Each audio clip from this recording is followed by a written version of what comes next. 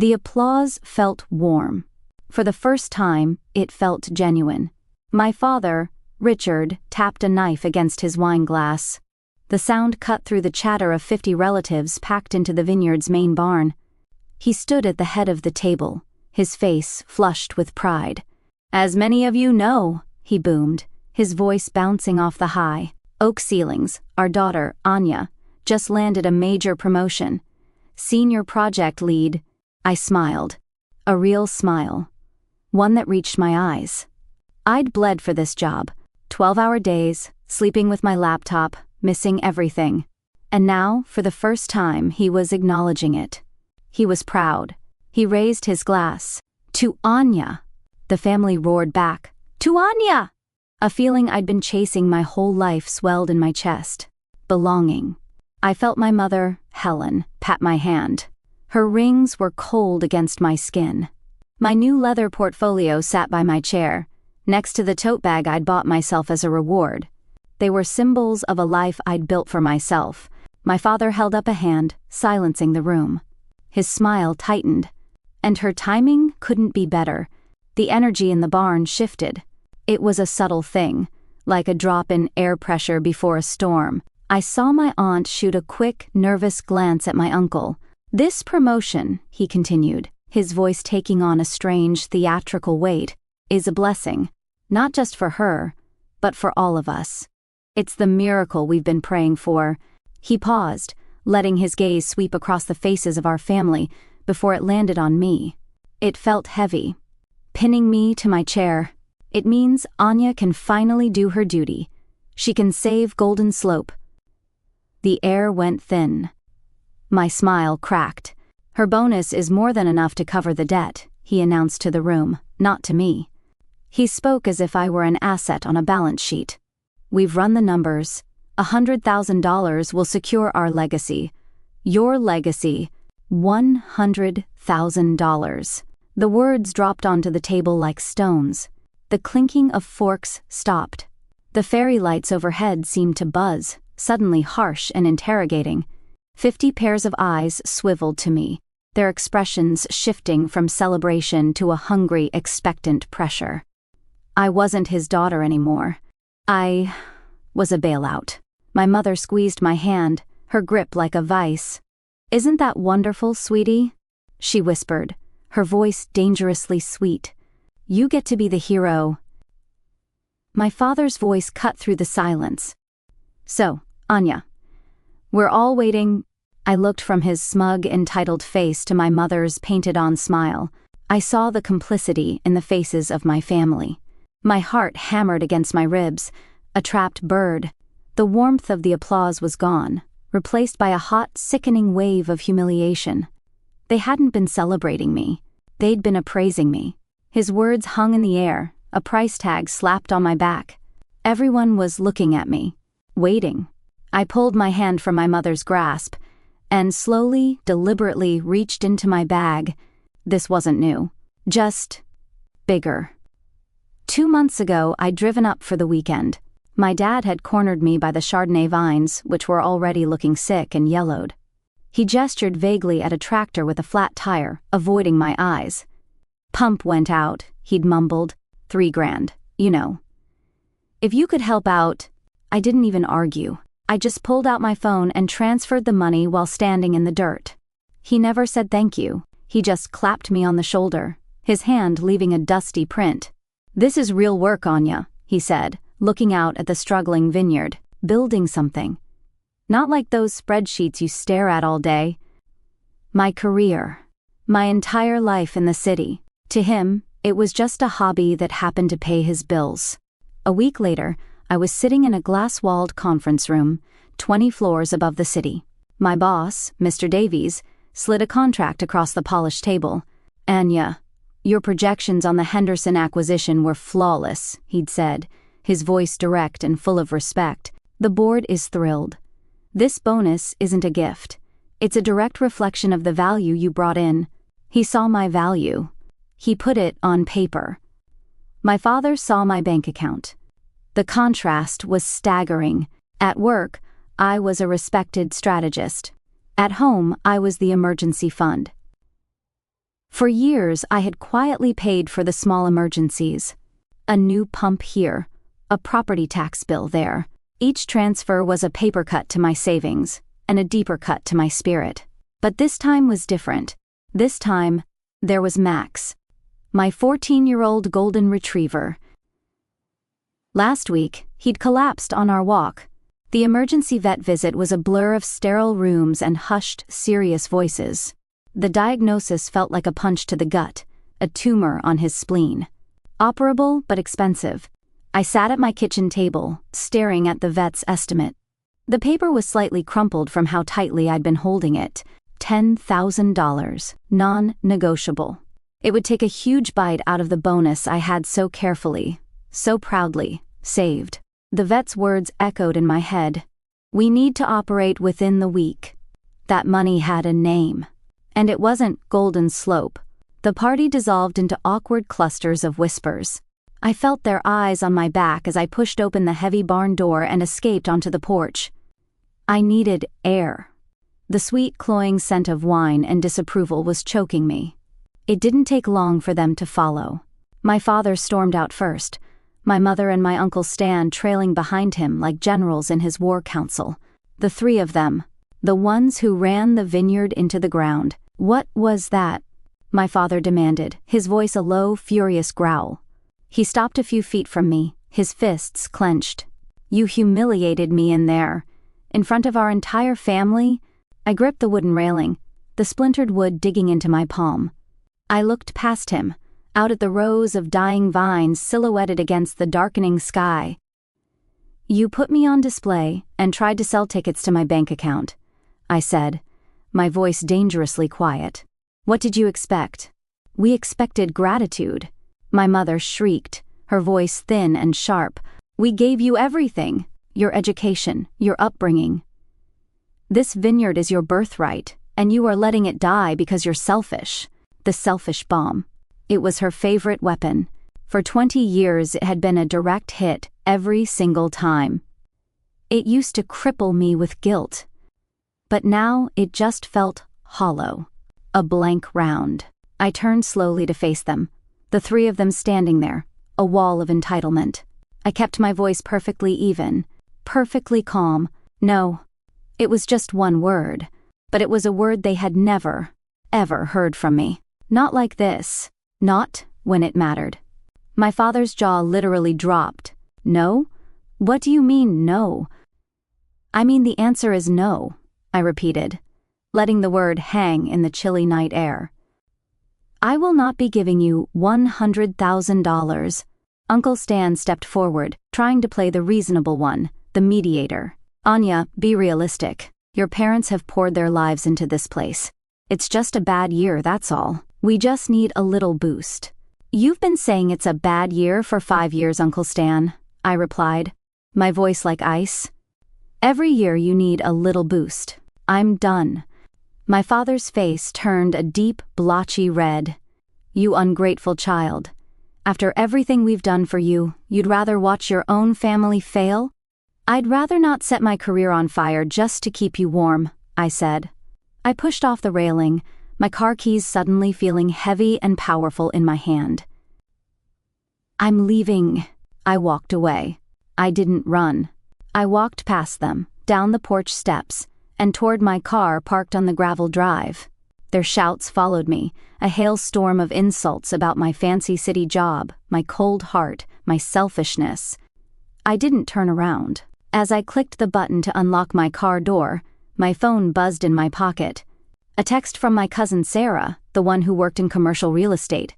Just saw that. Are you okay? Don't let them do this to you. I looked back at the porch. My mother's face was a mask of fury in the pale light. For the first time in my life, I didn't feel a shred of guilt. I felt nothing. For 3 days, there was silence.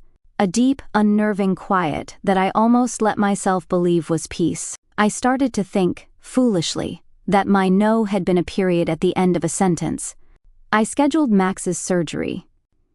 I focused on a new project at work. I started to breathe again. Then the email arrived. My father had sent it to nearly 60 people, the entire family, from my great-aunts in Florida to my cousins in California. But he didn't stop there. He'd also included a dozen old family friends, the people who had watched me grow up, the ones whose opinions were once the center of my world. The subject line was a masterstroke of passive aggression, an update on Golden Slope and family values. My blood ran cold before I even opened it. The email itself was a work of art, a carefully crafted piece of fiction. He painted a portrait of two hard-working parents, stewards of a sacred family legacy, battling against floods and bad harvests. He wrote about tradition, honor, and the soil that ran in our blood. He was smart. He never mentioned the $100,000.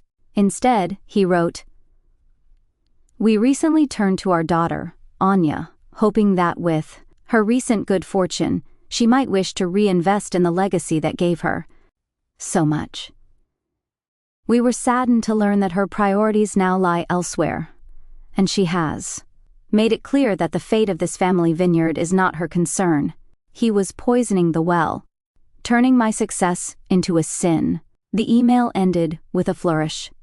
"We will continue to fight for Golden Slope, even if we must do so alone.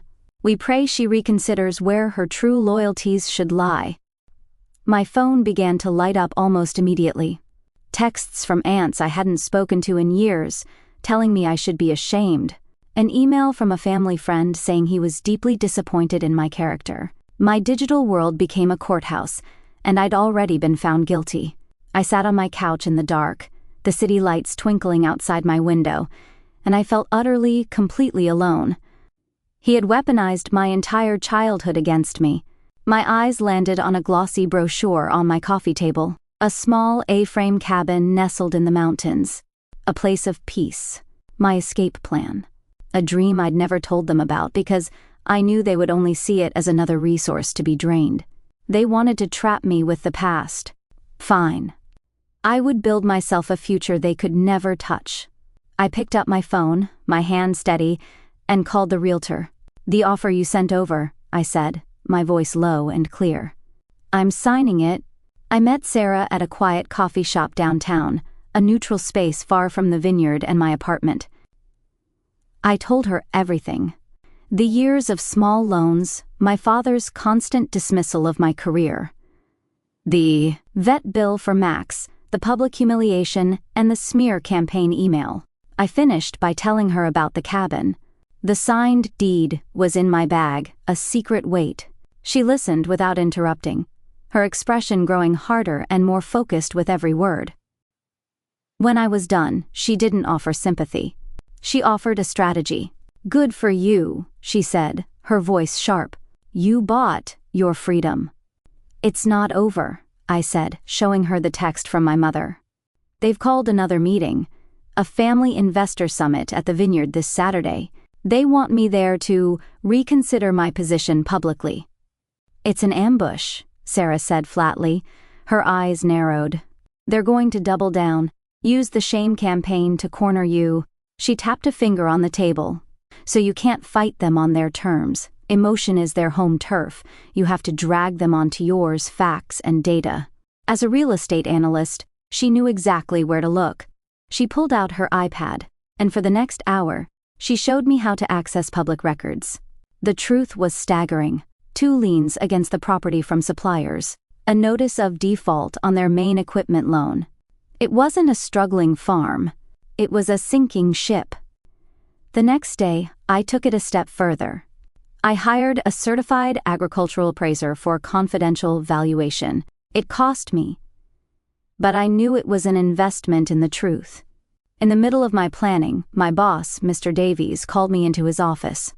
"Anya, I've heard there's some family trouble," he said, his voice kind. "I don't need the details. I just want to tell you that your request to work remotely 2 days a week has been approved. Your performance is what matters. Take care of yourself." His trust felt like a shield, the final piece of armor I needed. The appraiser's report came back the day before the meeting. It was brutal. It detailed soil neglect, outdated irrigation, and a crop yield 40% below the regional average. The final sentence was blunt. The business is insolvent without a complete capital overhaul and a change in management. That evening, Sarah came over with the final piece of evidence, a printed ledger of the Vineyard's business account, obtained through a sympathetic contact at the local bank.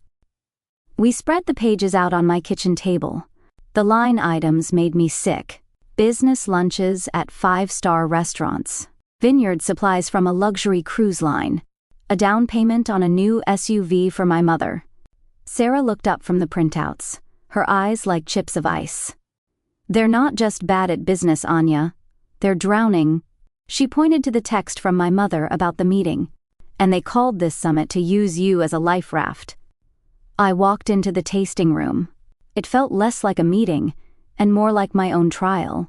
My parents, Uncle Stan, and 7 other key relatives were seated around the heavy oak table. My father sat at the head, a grim judge ready to pass sentence. They all stared at me, their faces a mixture of pity and accusation. They thought I was there to beg for forgiveness. I didn't take the empty chair they'd left for me. I remained standing, walked to the table, and placed my portfolio folder on the polished wood. It made a soft, definitive thud that cut through the silence. "Thank you for inviting me," I began, my voice calm and clear, betraying none of the fear I'd felt just hours before. "You've framed this as a question of my loyalty and my values. You're right, it is. So let's talk about the business I'm being asked to save." My father opened his mouth to interrupt, but I held up a hand, a gesture so commanding it shocked him into silence. "First," I said, looking around the table, making eye contact with each of them, "let's look at the financials." I slid the first document out of the folder, the bank ledger. I'd made copies. I passed them around the table like a CEO at a board meeting. "This is the business account activity for the last 6 months. Please note the expenditures from a trip to the Bahamas in April, the down payment on a new Lexus, and weekly supply purchases from Saks Fifth Avenue." A stunned silence fell over the room. My great-aunt Martha fumbled for her reading glasses, her mouth a thin, hard line. Uncle Stan stared at the wall, refusing to look at the paper in front of him. My mother found her voice, though it was high and shaky. "Those were client meetings. We have to entertain potential distributors." "Really?" I asked, my voice dangerously soft. The room was so quiet, I could hear the hum of the wine fridge. "Because this next document is a certified appraisal of Golden Slope, completed 48 hours ago." I slid the thick, bound report into the center of the table. It landed with another heavy thud. "It concludes that due to years of deferred maintenance and soil neglect, this vineyard is financially insolvent. It's not a bad year. It's a failed business." The air was sucked out of the room. My cousin stared at the report as if it were a bomb. My father shot to his feet, his chair scraping loudly against the stone floor. His face was purple with rage. "This is a betrayal. We paid for your college education so you could come back here and use it against us." It was the last lie he had left. The one he'd held over my head my entire adult life. "No, you didn't," I said, my voice ringing with a clarity that felt like crystal. I pulled out the third document. "You co-signed a loan, one that I paid off in full 2 weeks ago with money from my bonus." I laid the student loan payoff statement on the table. The words "paid in full" were in a stark black box. Irrefutable. My mother gasped, a hand flying to her chest. But it wasn't a gasp of shock. It was a gasp of loss. The whole bonus. "It's gone?" she whispered, her eyes wide with horror, not at my achievement, but at what she could no longer claim. "Not all of it," I said. The avalanche was coming. "You see, you taught me a very important lesson. You taught me to invest in assets that are well managed, that have growth potential, and that bring peace." I reached into my bag, the same one I'd reached into at the reunion. But this time, I knew exactly what I was looking for. I pulled out a small stack of photographs and the deed to my cabin. I fanned them out across the table, covering the lies and the ledgers with my new truth. Pictures of a beautiful A-frame house, surrounded by tall pines, a clear blue lake in the background. My dog, Max, happy and healthy after his surgery, sitting on the porch. "This is where my money went," I announced to the silent room. "I bought my own legacy, one that is peaceful, solvent, and entirely mine. I will not be investing in Golden Slope. My father stared at the photos, his face a mask of disbelief and rage. He looked from the images of my quiet mountain retreat back to my face, and he whispered, "You bought that?" He had nothing left to say. No argument, no insult. Just the silent, sputtering rage of a man whose ATM had just grown a spine. I didn't wait for an apology I knew would never come. I gathered my photos from the table, leaving the damning reports for them to digest.